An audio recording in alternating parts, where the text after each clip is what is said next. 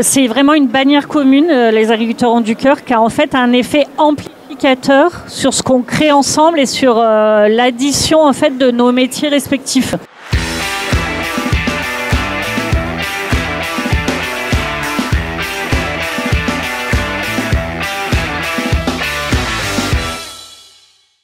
Au point de départ, c'était collecte donc de produits auprès des agriculteurs par nos jeunes, pour ensuite donc remettre ces produits auprès des banques alimentaires. Christian, quand on parle de collecte auprès des fermes, enfin en tout cas des agriculteurs, c'est quel type de collecte justement?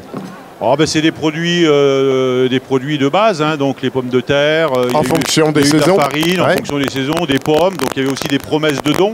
Oui, bien sûr. C'était en plein hiver, donc voilà.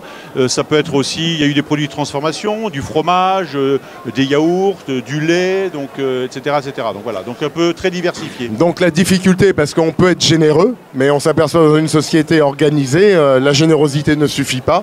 Il faut de la méthode. Exactement. Et du déploiement. C'est là où après les partenaires sont venus dans une belle émulation compléter cet élan pour qu'on puisse après, au-delà de la collecte, gérer la logistique et la distribution. Exactement. Il y a 1 an, on a démarré comme ça. Okay. Et ensuite, si tu veux, on a créé donc une association en juin, donc c'est très récent. Okay. Hein, et depuis le mois de juin, on a développé donc à la fois des actions lors de différents salons professionnels en région, par exemple le SPACE, le sommet d'élevage, etc. Et on est présent aussi donc, au salon de l'agriculture. Mais on ne fait pas que ça. C'est pour ça qu'on voudrait parler aussi des nouvelles formes de solidarité sur lesquelles on pense qu'il est urgent d'agir parce que l'acte de don en lui-même ne suffit plus aujourd'hui. C'est-à-dire ? Il faut, à mon sens, hein, à notre sens, il faut rendre acteur en fait la solidarité. Donc c'est-à-dire que quand on est un bénéficiaire, il faut aussi pouvoir donc l'accompagner pour lui permettre aussi de mieux manger. Quand on est un agriculteur, c'est pas juste donner, donc c'est déjà un acte important de donner. Mais si on peut aussi éduquer donc des jeunes pour que demain ils aient envie de faire ce métier donc l'agriculteur, ça a encore plus de sens. Donc c'est coup double. Donc voilà, donc c'est une nouvelle forme de solidarité qui est beaucoup plus impliquante et qui est plus dans le gagnant-gagnant. Ok Christian, alors dans le bureau aujourd'hui, qui pilote ? Dans le bureau, on est on est 8 membres fondateurs et tout le monde joue son rôle. Bon, moi je suis le président, mais voilà, donc mais tout le monde joue son rôle. On est 8 membres fondateurs et surtout on est un acteur, donc un collectif d'acteurs. Qui est exceptionnel, quoi. Donc. Il fallait fédérer sur le plan national.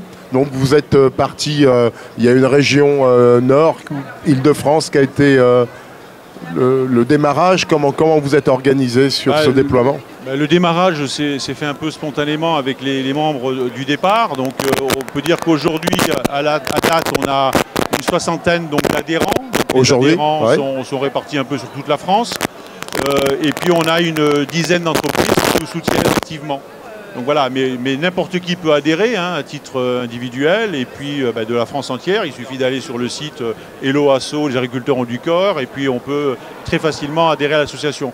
Donc, je suis un agriculteur, je me fédère, je suis dans la pomme, je sais que j'ai des excédents, au lieu de jeter ou en faire autre chose, je les donne. Voilà. J'ai parlé de l'origine des agriculteurs ont du cœur, mais là, depuis donc, 1 mois, on a mis en place une opération, les agri-défis, qui ont été préparés à partir de la Saint-Valentin, qui sont confirmés et développés depuis le Salon de l'agriculture. Et hier, donc, on avait donc, une émission TV où donc, il y a eu plein de partenaires qui nous ont rejoints, qui nous ont soutenus, etc. Et il y avait un compteur.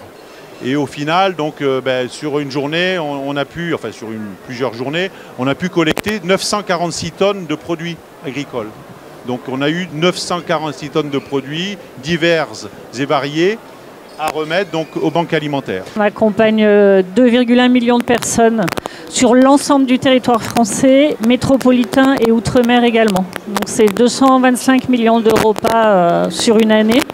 Avec bien sûr une augmentation depuis la crise du Covid d'à peu près 6%.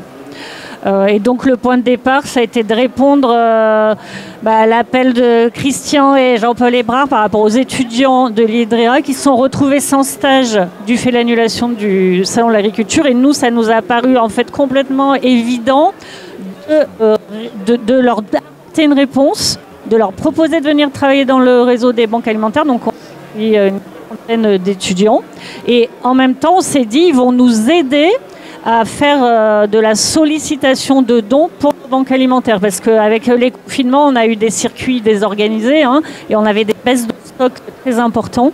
Et en plus, on a de façon structurelle besoin de produits frais, variés, de qualité, fruits et légumes. Et on veut consolider nos liens avec le monde agricole et le monde alimentaire. Ouais, parce que là, majoritairement, ce qui est donné, c'est quand même filière fruits et légumes.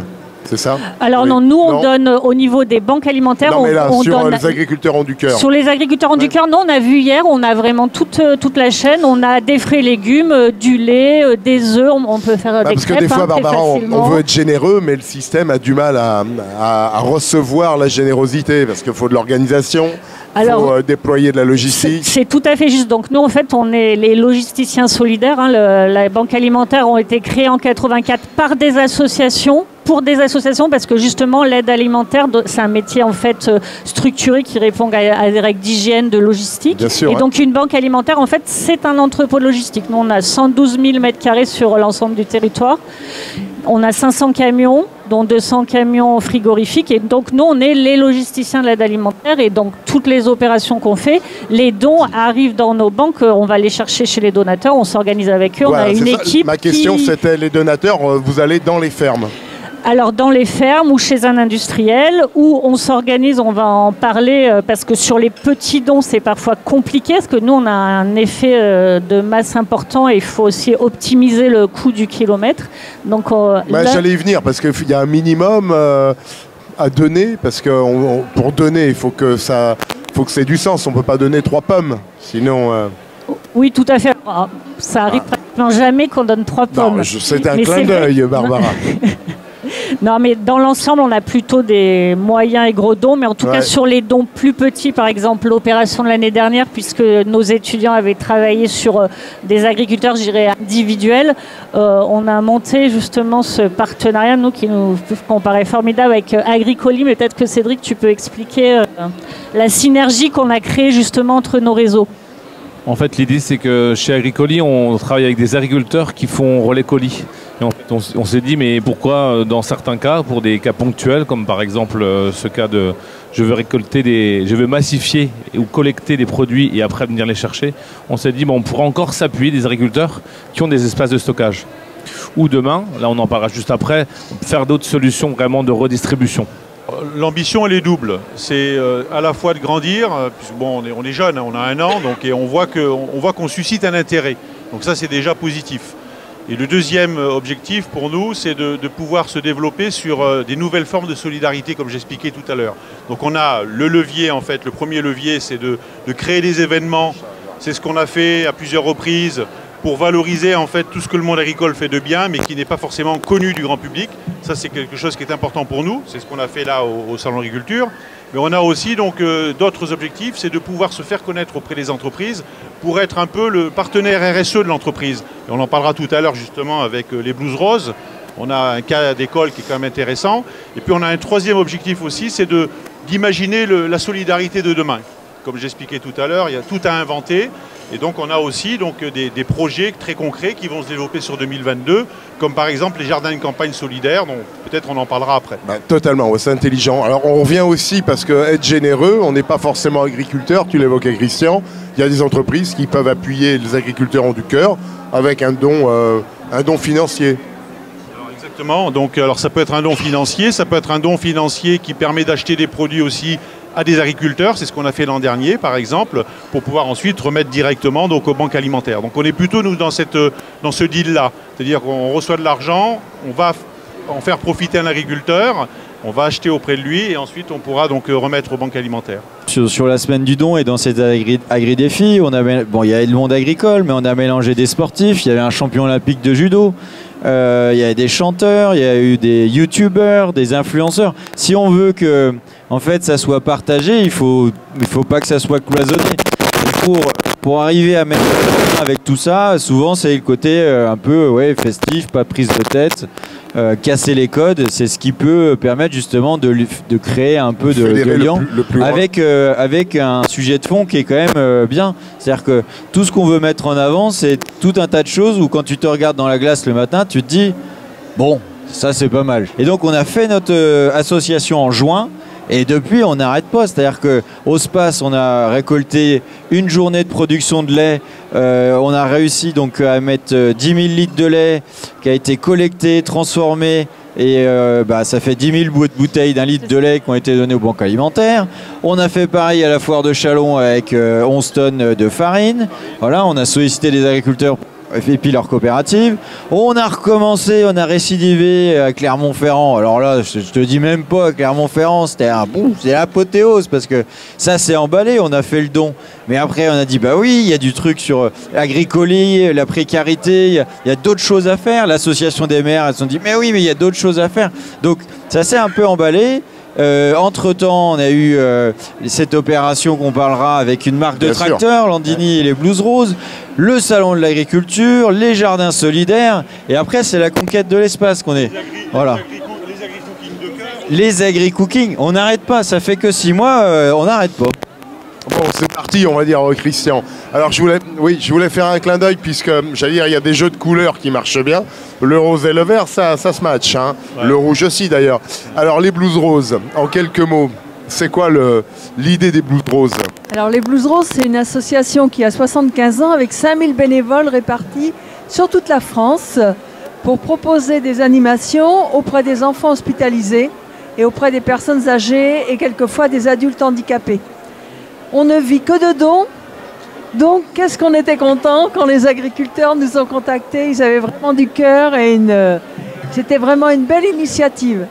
Surtout en cette période de pandémie où on est obligé de renouveler les jeux très fréquemment. On ne peut mettre que des jeux neufs, ils sont nettoyés avec l'hygiène. On est obligé d'acheter beaucoup de choses, d'offrir des spectacles pour distraire nos pauvres personnes âgées qui sont dans les EHPAD. Alors grâce à vous, avec les tracteurs Landini, et puis vous, les agriculteurs ont du cœur, on va pouvoir poursuivre notre mission parce que sans ces gens qui ont du cœur, eh bien nous, notre mission à nous, elle s'arrête. C'est très simple.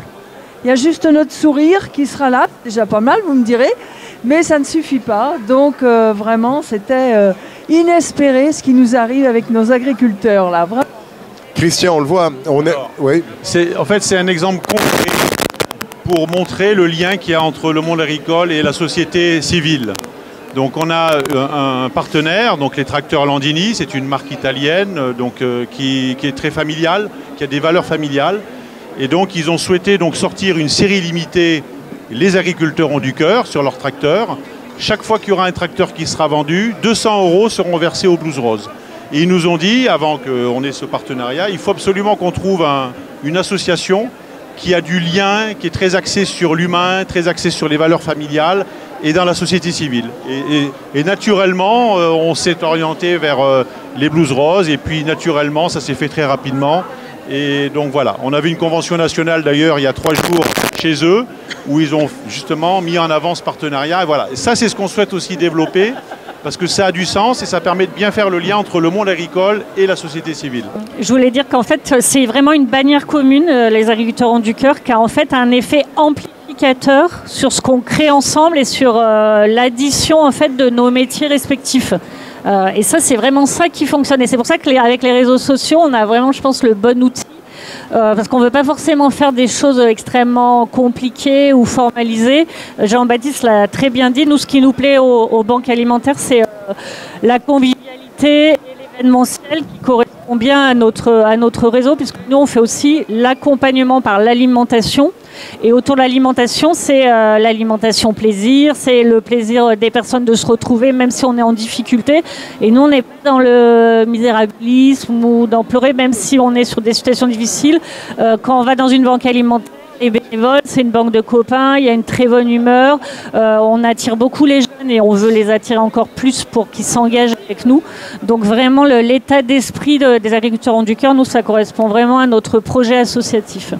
Quand même, on envoie quand même un peu des paillettes, on fait quand même des trucs pas si mal, ça fait du bonheur. Je pense que s'il y a des entreprises qui se disent non mais il faut que je fasse quelque chose de bien et puis des fois je sais pas trop quoi faire, il me manque 55, je suis pas à 50 000 € près ou 100 000 € près, ils nous le donnent, nous ça nous aide à nous structurer et on accélère encore plus. Parce que l'année prochaine, je vous dis pas, il va se passer, enfin non, c'est cette année déjà, Oui. c'est déjà l'année prochaine cette année, il va se passer des trucs de fou. Peut-être qu'on peut le dire, qu'on va essayer de s'associer aux vieilles charrues, peut-être. Donc on va par chez moi, commencer, ça. voilà, on va monter d'un cran, tu vois. Donc effectivement, s'il y a des entreprises qui veulent investir chez des gens qui ont du cœur, ils peuvent y aller, ça va nous structurer. Et alors là, on va encore envoyer du bois. On a dit qu'on était au sommet de l'élevage et qu'on a initié plein de pilotes, et notamment je souhaiterais qu'on puisse aborder avec Cédric le sujet de la précarité en zone rurale. On parle beaucoup de précarité en zone urbaine, beaucoup moins de précarité en zone rurale, et sur ce sujet-là, donc on a un vrai levier. En fait, nos actions, pour être vraiment visibles, on travaille entre chaque salon, chaque gros événement. Et à chaque événement, on essaie de ramener un truc, comme il dit, qui envoie du bois, qui envoie des paillettes. Et en fait, au sommet de l'élevage, on a fait plusieurs choses, donc récupérer du lait, c'était une chose. Mais la deuxième, c'est qu'on a commencé à lancer un pilote sur trouver la solution pour accéder à la précarité rurale. En gros, on se dit, dès que les personnes habitent dans le monde vraiment rural, à 30 km d'une grande ville, ils n'ont pas d'association pour les aider. Quand on est dans un village, en fait, on n'ose pas, on ne va pas demander. Pourquoi? Parce qu'on est pudique, et parce que si je demande, ça va se savoir. Mon voisin va le savoir.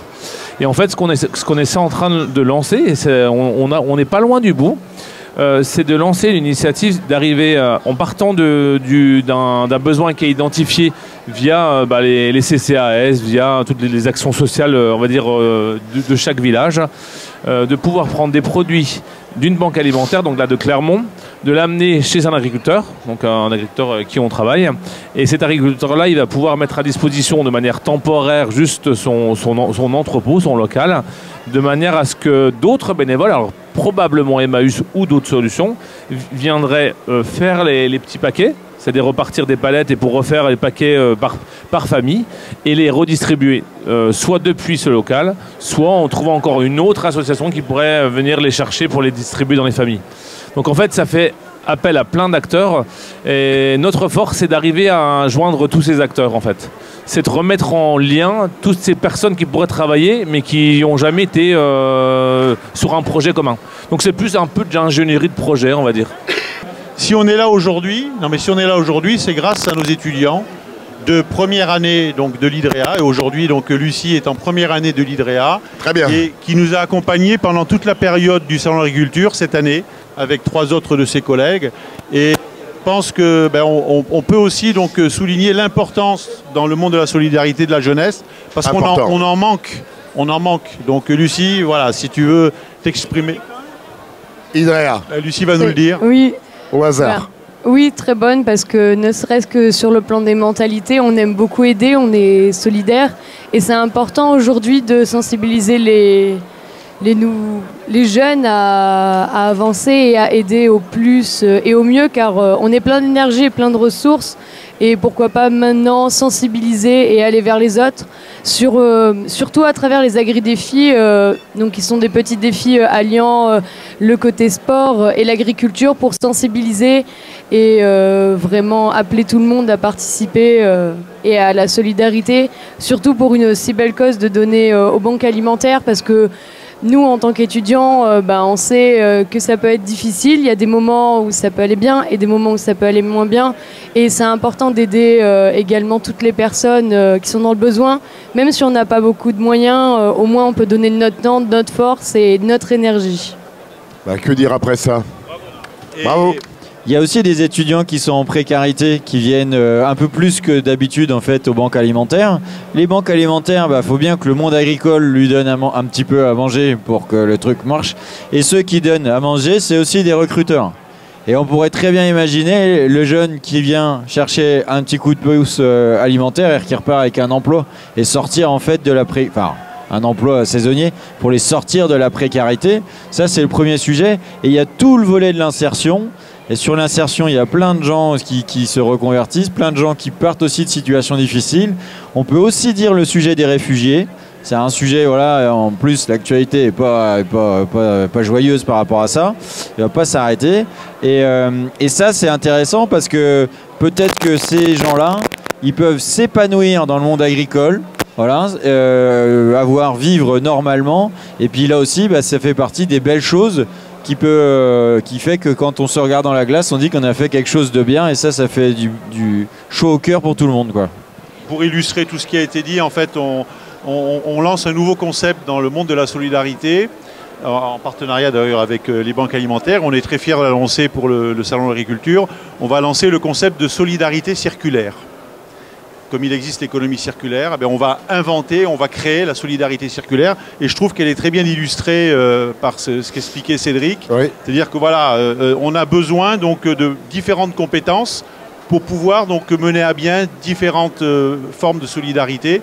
Et cette circulation en fait des compétences dans l'univers de la solidarité, c'est ce qu'on appelle la solidarité circulaire. Et donc et Barbara donc avec les banques alimentaires, donc on va ensemble travailler sur ce concept-là.